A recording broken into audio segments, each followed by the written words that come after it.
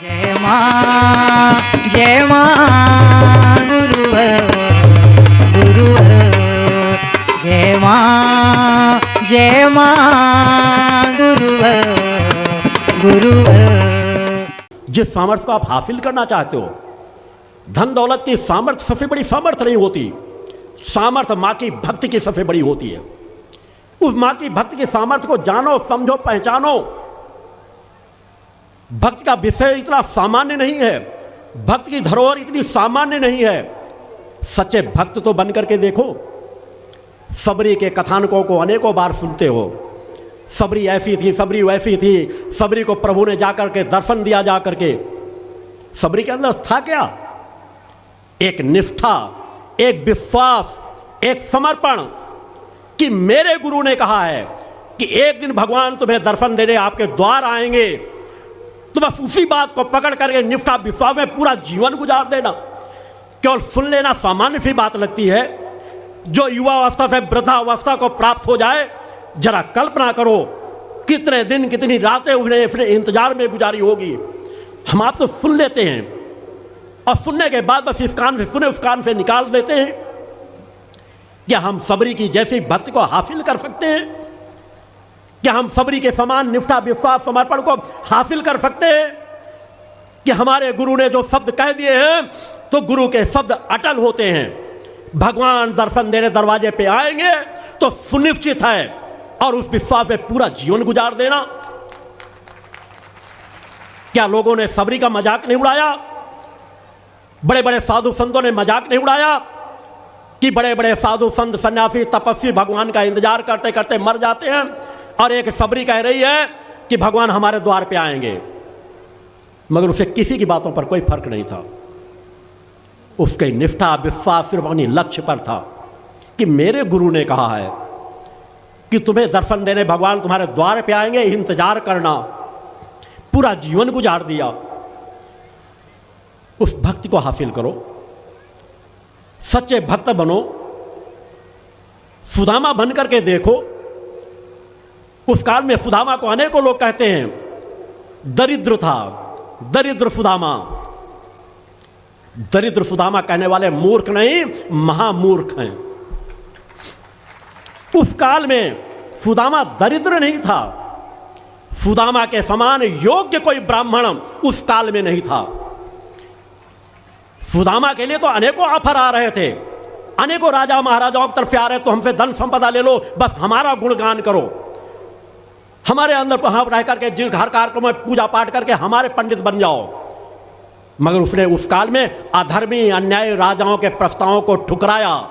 वही कहा जो सत्य था, वही कहा जो उसकी आत्मा कह रही थी, और उस सत्य का परिणाम था कि उसे भूखों पेट सोना पड़ा। मगर उसने समझौता नहीं किया, उसने अपनी विचारधारा से समझौता नहीं किया।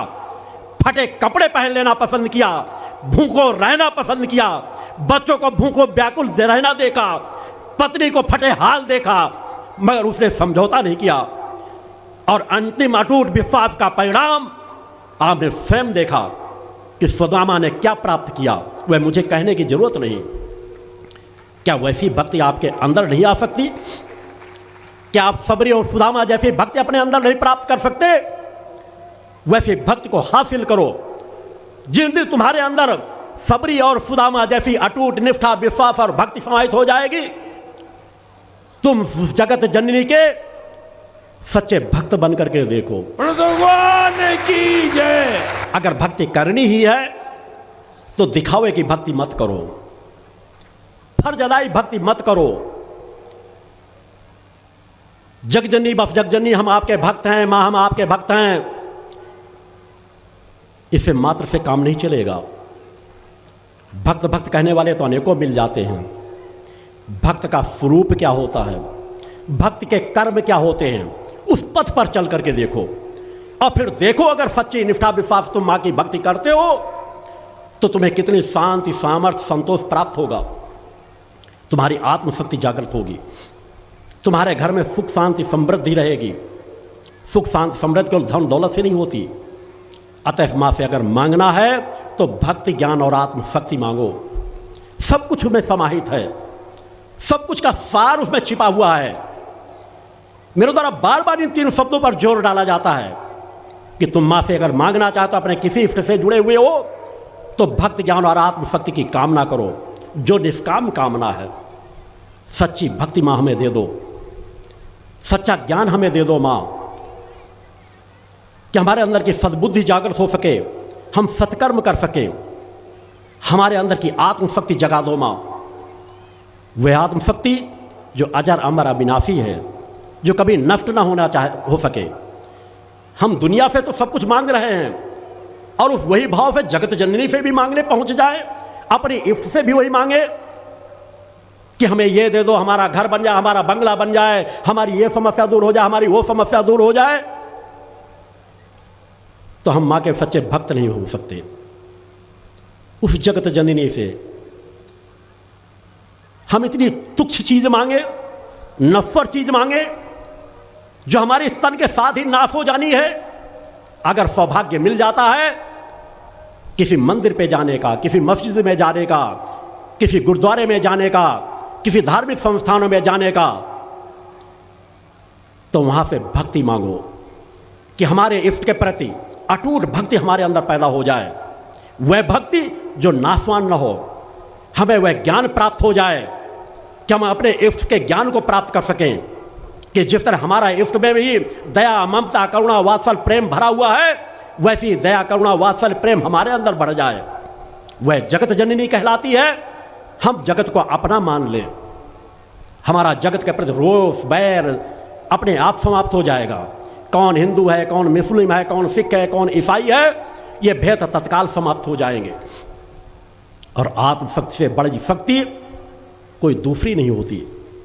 जितने भी कार्य समाज में हुए आत्मशक्ति के बल पर हुए हैं। वे आत्मशक्ति उसके पास 1% रही हो, 5% रही हो, 10% रही हो, आत्मशक्ति के बल पर आप असंभव से असंभव कार्य को संभव करके दिखा सकते हैं। क्यों गिड़गिड़ाते हो देवी देवताओं के मंदिरों में जाकर, मां हम असमर्थ हैं, असहाय हैं, हमें ये समस्या, हमें वो समस्या है। भौतिक जगत की आपकी कामना की पूर्ति हो या ना हो, मगर सच्चे मन से किसी भी स्थान में आप भक्ति, ज्ञान और आत्मशक्ति मांगोगे तो आप ठगे नहीं जाओगे, छले नहीं जाओगे, आपके साथ धोखा नहीं होगा, क्योंकि आप अपनी भक्ति मांग रहे हो जो आपकी अपनी पूंजी है। आप ज्ञान मांग रहे हो कि आपका ज्ञान जागृत हो। जब आप किसी से मांग रहे होते हो तो तरंगें आपके अंदर पैदा होती हैं, आपकी अपनी आत्मशक्ति जगाने की आप बात कह रहे हो। जब आप भाव भी लेते हो तो इसका तात्पर्य आप आत्मा के बारे में सोचते हो, आप अपने ज्ञान के बारे में सोचते हो कि दुर्बुद्धि मेरे ऊपर हावी न होने पाए, सद्बुद्धि मेरे ऊपर हावी हो, आत्मशक्ति मेरे अंदर जागृत हो। यह तो तभी संभव है कि जरा सा अगर विचार शक्ति आप अपने अंदर लेने की इच्छा बना लोगे। मानसिक भी विचार आपके अंदर आते हैं, उसका प्रभाव आपके जीवन में पड़ता है, मगर भौतिक जगत के परिणामों को तो आप देखते हो। आप किसी के प्रति आपके अंदर क्रोध भाव आए या नहीं, आप उसे मार बैठते हो, उसे गालियां देते हो, उसे अपशब्द कह देते हो। यह तब होता है जब आप अपने स्वयं के अंदर क्रोध की भावना को उपजाते हो। वासना का भाव आपके मन में जब तक नहीं आएगा, आप किसी तरह वासना की तरफ आपका एक कदम भी नहीं बढ़ सकता। आप गलत पथ पर जा नहीं सकते हो। आपकी ताकत नहीं, आपकी सामर्थ्य नहीं कि कोई दूसरा आपके ऊपर प्रभाव डाल सके। चारों तरफ कैसी ये स्थिति बिखरी पड़ी हुई हो, आपकी मन शक्ति पर यदि आपका कंट्रोल है तो आप बिकारी नहीं बन सकते हो। आपके अंदर की खुद की कमियां जब उजागर होती है, आपकी भावना कामना की आई नहीं, क्या आपके शरीर में उसी प्रकार की प्रतिक्रिया होने लगती है। लोभ, आप अरबों खरबों की संपदा क्यों ना बिखरी पड़ी हो, आप चोरी नहीं कर सकते हो, उसे एक टुकड़ा नहीं उठा सकते हो तब तक जब तक आपके अंदर लोभ प्रवृत्ति नहीं जागृत होती। वह आपको मिट्टी समान नजर आएगी। लोभ प्रवृत्ति जागृत हुई नहीं कि आपके बरबस पहले विचार उधर बढ़ेंगे, फिर आपके कदम भी उस दिशा में बढ़ जाएंगे। मोह की प्रवृत्ति, आप समाज में अनेकों लोगों को उदाहरण देखते हो, दूसरे को उदाहरण भी देते हो कि मोह के बसीभूत, लोभ के बसीभूत, उसने से गलती हुई, उससे अपराध हुआ। यह सब आपके अंदर की उपज है। तब उपजती है जब आपको आपके अपने इष्ट के प्रति आपके अंदर सच्ची भक्ति नहीं होती, इष्ट का सच्चा ज्ञान आपके अंदर नहीं होता। आप जिन देवी देवताओं की आराधना करते हो उनके अंदर भरे क्या हैं? सद्गुण ही तो भरे हैं, सद्गुणों का अंबार ही तो है। और उनके भक्तों से अवगुण हो जाएं, अपराध हो जाएं, ये तभी होंगे जब वो सच्चे उनके भक्त नहीं होंगे, सच्चा उनका ज्ञान प्राप्त करने की ललक नहीं रही होगी। अतः मां से, उस जगत जननी से अगर मांगना है तो केवल भक्ति, ज्ञान और आत्मशक्ति मांगो, उसमें दुनिया की पूरी संपत्ति धरोहर समाहित है। धैर्य, धर्म और पुरुषार्थ का कभी त्याग ना करो। नफे मान से मुक्त, चरित्रवान और चेतनावान जीवन जियो। यही तो हमें धर्म सिखाते हैं, यही तो चीख चीख करके महापुरुषों ने आज तक कहा है। कोई भी ग्रंथ ले लो, कोई भी समाज ले लो, कोई भी संप्रदाय ले लो, कोई भी धर्म ले लो, सब मानवता, मानवता का पाठ ही तो पढ़ाते हैं, सब परोपकार की भावना ही तो सिखाते हैं कि हम मानवता के पथ पर चलें, हम परोपकार करें, अपराध ना करो, दूसरों का शोषण ना करो, दूसरे आपसे प्रताड़ित ना हो, अपनी सामर्थ्य का दुरुपयोग ना करो, अपनी सामर्थ्य का सदुपयोग करो। तो एक बार, एक जीवन में ठान लो, एक बार निर्णय ले लो, अपने पतन को रोकने के लिए। यह जन्म दर जन्म जो पतन होता चला जा रहा है, आप अपने संस्कारों को नष्ट करते चले जा रहे हो, कुसंस्कारों से आप भरते चले जा रहे हो। एक बार ठान लो, एक बार निर्णय ले लो कि मैं अपने पतन को नहीं होने दूंगा। अपने हित के लिए, अपने कल्याण के लिए, अपने आप को बचाने के लिए एक बार ठोस संकल्प ले लो कि मैं जो बीत चुका, आज के बाद से अपने आप को पतन के मार्ग से जाने से रोक दूंगा। मैं उस परम सत्ता का अंश हूं, मैं पतन के मार्ग पर जाऊं, मुझसे अपराध हो, खुद अपराध करूं, खुद पतन के मार्ग पे जाऊं और उसके फल को फिर भोगूं, उनके कुसंस्कारों को फिर भोगूं, उनके दंडों को फिर भोगूं। और दंड भोग करके सुधरा तो क्या सुधरा कि तड़प तड़प कर गिरा करके फिर अगर मैं नीचे बिल्कुल पहुंच गया और फिर वहां पे भगवान के गीत गा गा करके, प्रार्थना कर करके, रोडों में बैठ करके भीख मांगते हुए, भगवान के गीत गाते हुए फिर अपना कल्याण किया, तो फिर क्या कल्याण किया? अतः जो जहां हो, कितने पीछे को नहीं चले गए हो, वहां पे उठ खड़े हो। जहां पे तुम अपने अंदर ठान लोगे कि बस बहुत हो गया, कलिकाल बाहर नहीं है, कलिकाल मेरे अंदर है, और आज से मुझे संघर्ष का सामना करना है, आज से मुझे संकल्प ले लेना है कि मैं सतयुग का निर्माण करूंगा अपने अंदर से। एक संकल्प कि सतयुग आए या ना आए, समाज क्या कह रहा है, क्या नहीं कह रहा, मैं अपने अंदर सतयुग लाकर ठानूंगा, मैं उस परम सत्ता का अंश हूं। अगर मेरे शिष्य हो तो संकल्प करो, तुम योगीराज शक्तिपुत्र के शिष्य हो। एक बार निर्णय ले लो कि हमें किसी दूसरे का इंतजार नहीं करना, हमें अपने आप को बदलना है। हम सब कुछ कर सकते हैं, हमारे अंदर अलौकिक शक्ति सामर्थ्य है, हम उस जगत जननी के अंश हैं और हम कलिकाल के भयावह वातावरण में अपने आप को ग्रसित कर लें। एक बार निर्णय लेकर लो, हजारों साल से बैठा हुआ अंधकार केवल तुम्हारे एक निर्णय से प्रकाश में बदल जाएगा। भगवान की जय। और संकल्प वह होते हैं जिन पर कोई विकल्प ना हो, ऐसा संकल्प जिसमें विकल्प की गुंजाइश ना हो। मैंने ठान लिया कि मैं नशे से मुक्त जीवन जीऊंगा, मांसाहार से मुक्त जीवन जीऊंगा, चरित्रवान जीवन जीऊंगा, चेतनावान जीवन जीकर दिखाऊंगा। एक बार ठान लो, मुझे किसी की परवाह नहीं करना, मुझे अपना जीवन स्वयं को संवारना है। और अगर तुम अपने जीवन को स्वयं को संवारने में सफल हो गए, तुम्हें लोग भगवान की तरह पूजेंगे। भगवान की जय। तुम हजारों हजारों के भगवान बन जाओगे, तुम दूसरों को बदलते चले जाओगे। पारस पत्थर में लोहे को सिर्फ सोना बनाने की सामर्थ्य है, मगर मेरे चेतनांशों में जिस दिन तुम संकल्प से, दृढ़ता से अपने अंदर रख लो कि मुझे नफे मांस है मुक्त चरित्रवान जीवन जीना है, चेतनावान जीवन जीना है, और वह संकल्प तुम्हारा दृढ़ हो जाएगा कि उस पर अंश मात्र भी परिवर्तन नहीं आने दोगे, तुम जिसके भी सानिध्य में जाओगे वह तुम्हारे जैसा बनने लगेगा। भगवान की जय। तुम्हारा सानिध्य उसे तुम्हारे जैसा बना देगा। एक बार ठान करके तो देखो, आत्मा की ताकत को पहचान करके तो देखो। अपने इष्ट को जगत जननी कहते रहते हो कि पूरी समस्त लोगों की रचयिता वह जगत जननी है। एक जगत का कितना विस्तार है, एक सौर मंडल का कितना विस्तार है। उन अनंत सौर मंडल की जो जगत जननी है, उस शक्ति सामर्थ्यवान जगत जननी के भक्त बनने का तुम्हें सौभाग्य प्राप्त हो रहा है। उसे तुम जानते हो, तुम्हारे अंदर कहीं ना कहीं वह कोशिका भी जीवित है। लोग जय माता की जय माता कहते हैं, देवी देवताओं की स्थान बड़ी आस्था से जाते हैं। उस आस्था को स्थायी स्थान दे दो। ये नहीं कि हम साल भर खूब अपराध करते हैं और बस एक बार हम वैष्णो देवी की यात्रा पे जाते हैं। अनेकों लोग आके मुझसे मिलते हैं। अब तक करोड़ों लोग, कम से कम मैं व्यक्तिगत तौर पर करोड़ों लोगों से ज़्यादा उनकी समस्याएं सुन चुका हूं, मिल चुका हूं। अनेकों लोग आते हैं, गुरुजी हम साल में 9 दिन का पूरा व्रत रखते हैं, हम वैष्णो देवी साल में एक बार जरूर जाते हैं, हम 9 दिन कभी शराब छूते नहीं। 9 दिन शराब छोड़ देने से, 9 दिन का व्रत रह लेने से, वैष्णो देवी की यात्रा कर लेने से आपका कल्याण कभी नहीं होगा।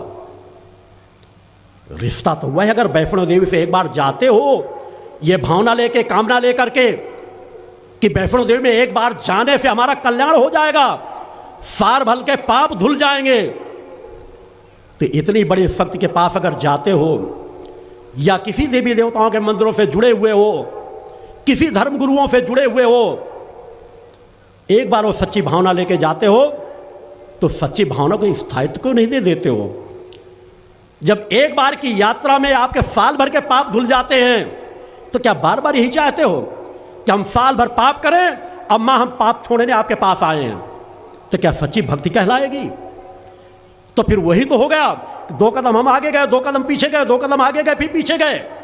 हम मां के भक्त नहीं, हम व्यवसायी कहलाएंगे। और जब हम जाएंगे तो हमारे हाथ खाली होंगे। उस संपदा को भरो, स्थायी संपदा को हासिल करो कि हमें मां भक्ति दे दो, ज्ञान दे दो, आत्मशक्ति दे दो। हमने दृढ़ निर्णय कर लिया है कि जब एक दिन के व्रत का फल होता है, एक धार्मिक स्थान में व्रत जाने से इतना बड़ा लाभ मिल जाता है, तो हम अपराध करें, अपराध करके बार बार आपके सामने पापी बन करके आए, सर झुका के अपने इष्ट के सामने खड़ा होना पड़े, सर झुका के अपने गुरु के सामने खड़ा होना पड़े? धिक्कार है ऐसे लोगों के जीवन पर।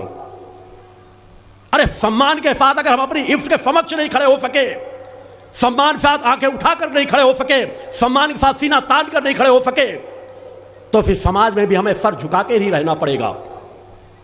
एक बार उठ खड़े हो, एक बार निर्णय कर लो, फिर देखो जब आप अपनी देवी देवताओं के मंदिरों, अपने घरों में चाहे तस्वीर छोटी सी टंगी रहो, उसके समक्ष बैठोगे, आपको अपने इष्ट से लगाव होगा, प्रेम होगा, आपके अंदर भाव पक्ष होगा, आपको आलस्य नहीं आएगी, आपको जड़ता नहीं आएगी।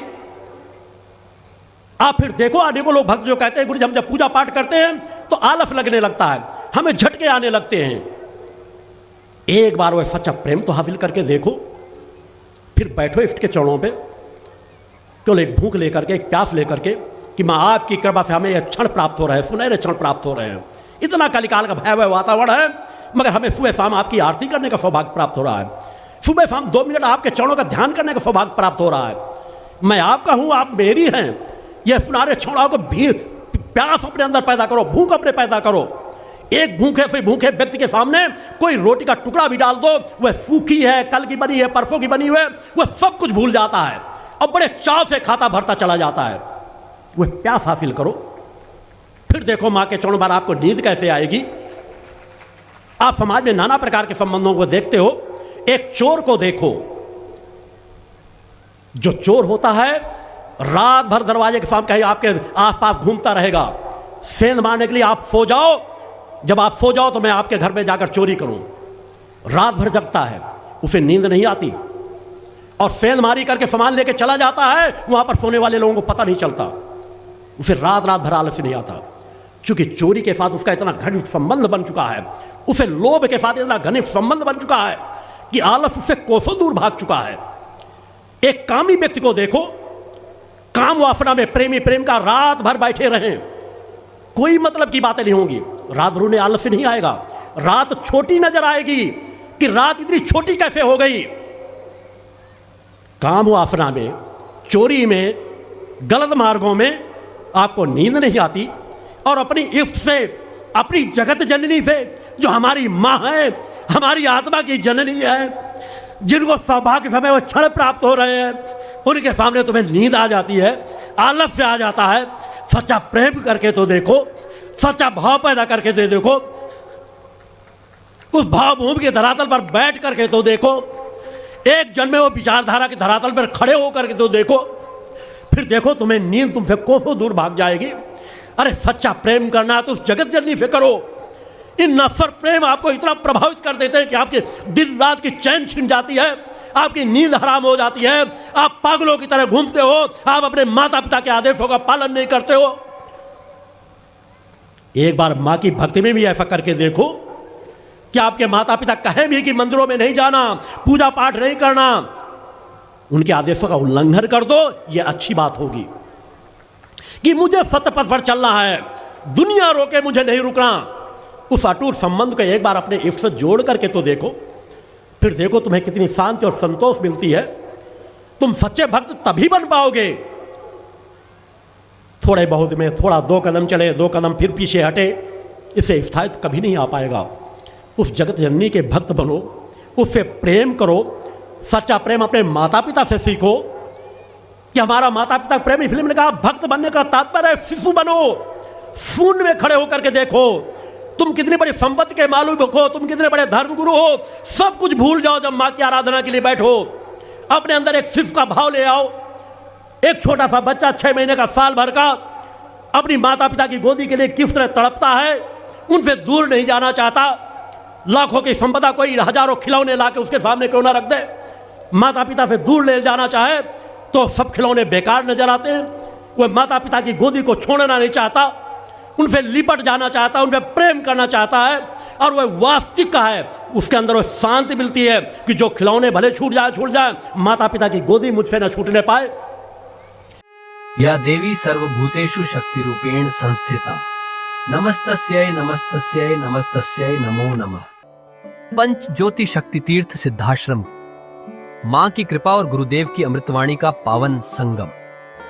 एक ऐसी पवित्र भूमि जहां मां भगवती की ज्योति हर दिल को रोशन करती है, जहां परमहंस योगीराज श्री शक्तिपुत्र जी महाराज के चरणों में बैठकर हर मन की पुकार सुनी जाती है। पंच ज्योति शक्ति तीर्थ सिद्धाश्रम, जहां हर कदम पर साधना, हर सांस में भक्ति और हर पल में जन कल्याण की सुगंध बिखरती है। आओ इस अलौकिक यात्रा में शामिल हो और देखो कैसे एक आश्रम ने करोड़ों जीवन को बदला। युगवंदनीय धर्म सम्राट, युग चेतना पुरुष सद्गुरुदेव परमहंस योगीराज श्री शक्तिपुत्र जी महाराज के पावन चरणों में कोटि कोटि नमन, वंदन और प्रणाम। उनकी कृपा से एक ऐसी पवित्र स्थली का सृजन हुआ जो तप, योग, ध्यान और साधना का स्वर्णिम केंद्र है। यह है मध्य प्रदेश के शहडोल जिले की ब्योहारी तहसील में बसा पंचज्योति शक्ति तीर्थ सिद्धाश्रम, जिसकी नींव परम पूज्य गुरु वर्श्री ने 23 जनवरी 1997 को रखी। तब से यहाँ मां भगवती की अखंड ज्योति जल रही है और 15 अप्रैल 1997 से श्री दुर्गा चालीसा का अखंड पाठ अनंत काल तक जन जन के कल्याण के लिए गूंज रहा है। हर सुबह और हर शाम जब सूरज की किरणें और चांद की चांदनी सिद्धाश्रम को चूमती हैं, तब परम पूज्य गुरुदेव जी माता भगवती आदिशक्ति जगत जननी दुर्गा जी सहित सभी देवी देवताओं और सहायक शक्तियों की आरती करते हैं। इस पावन बेला में भक्तों के हृदय मां की भक्ति में डूब जाते हैं। मूल ध्वज साधना मंदिर में भी रोज सुबह शाम होने वाली आरती में भक्तों का समूह उमड़ता है। यहाँ हर मन की पीड़ा मिटती है, हर शरीर को शांति मिलती है और हर आत्मा को सुख, शांति व समृद्धि का आशीर्वाद प्राप्त होता है। परम पूज्य गुरुदेव की कृपा ऐसी कि वे रोज सुबह और शाम भक्तों से निःशुल्क मिलते हैं। मां के भक्त और गुरुदेव के शिष्य अपने मन की बात उनके चरणों में रखते हैं और बदले में समाधान व आशीर्वाद पाते हैं। अब तक 1 करोड़ से ज्यादा भक्त गुरुदेव से मिलकर उनके मार्गदर्शन से जीवन की राह पा चुके हैं। गुरुदेव की वाणी ऐसी कि सुनते ही मन में संकल्प जागता है। उनके आशीर्वाद से करोड़ों लोग नशे और मांसाहार से मुक्त होकर चरित्रवान और चेतनावान जीवन जी रहे हैं। हर दिन सैकड़ों लोग नशा छोड़ने की प्रेरणा लेने सिद्धाश्रम धाम पहुंचते हैं। पूज्य गुरुदेव के 20 लाख से अधिक दीक्षा प्राप्त शिष्य आज के अधर्म और अन्याय के दौर में भी मां की ज्योति से अपने घरों को आलोकित करते हैं। वे साधनात्मक जीवन जीते हुए आत्म कल्याण और जन कल्याण के पथ पर चल रहे हैं। क्या यह चमत्कार नहीं? सिद्धाश्रम धाम में पिछले 28 वर्षों से मां अन्नपूर्णा भंडारा चल रहा है, जहां सुबह शाम हजारों भक्तों को स्वादिष्ट और पवित्र भोजन मिलता है। और सुनो, यहाँ ठहरने की व्यवस्था भी पूरी तरह निःशुल्क है। क्या ऐसी जगह कहीं और मिलेगी जहां हर सुविधा मां की कृपा से मुफ्त हो? सिद्धाश्रम धाम की पावन सरिता के तट पर बनी त्रिशक्ति गौशाला देखकर भक्तों का मन आनंद से भर जाता है। हर महीने शुक्ल पक्ष की अष्टमी को गौ सेवा समर्पण दिवस मनाया जाता है, जब परम पूज्य गुरुदेव और पूजनीय शक्तिमयी माता जी अपने हाथों से गायों को रोटी खिलाते हैं। यह दृश्य देखकर हर भक्त का हृदय गदगद हो उठता है। गौशाला के पास ही स्वामी श्री राम प्रसाद आश्रम जी महाराज की समाधि मन को शांति देती है, और पास ही दानवीर गुफा स्थल हर किसी को असीम शांति का अनुभव कराता है। हर साल शारदीय नवरात्र में सिद्धाश्रम धाम में शक्ति चेतना जनजागरण शिविर का भव्य आयोजन होता है। लाखों भक्त यहाँ योग, ध्यान और साधना सीखते हैं, गुरुदेव के चेतनात्मक चिंतन को सुनते हैं और मां की अलौकिक आरती का आनंद लेते हैं। मां की कृपा और गुरुदेव का आशीर्वाद पाकर हर भक्त धन्य हो उठता है। 23 जनवरी सिद्धाश्रम स्थापना दिवस एक और पावन अवसर है। इस दिन अखिल भारतीय सिद्धाश्रम दौड़ प्रतियोगिता, योग भारती सामूहिक विवाह और शाम को सुर संध्या व कवि सम्मेलन का आयोजन होता है। क्या मजा है जब भक्ति और संस्कृति का ऐसा संगम देखने को मिलता है। सिद्धाश्रम धाम का जनसंपर्क कार्यालय हर जानकारी का खजाना है। यहाँ से मासिक सिद्धाश्रम पत्रिका और साप्ताहिक संकल्प शक्ति अखबार मिलता है, जिसमें गुरुदेव की ऋषिवाणी और प्रेरक लेख पढ़ने को मिलते हैं। और हाँ, यहाँ माँ के प्रसाद के रूप में शक्ति जल भी निःशुल्क मिलता है। इस शक्ति जल ने करोड़ों लोगों को नशे और बीमारियों से मुक्त कर चेतनात्मक ऊर्जा दी है। क्या यह माँ की कृपा नहीं? जन कल्याण का एक और अनुपम उदाहरण है निःशुल्क वस्त्र सहायता केंद्र, जहां लाखों जरूरतमंदों को कपड़े दिए गए हैं। यह सिलसिला आज भी अनवरत चल रहा है। सिद्धाश्रम धाम में पौधारोपण का भी बड़ा काम होता है।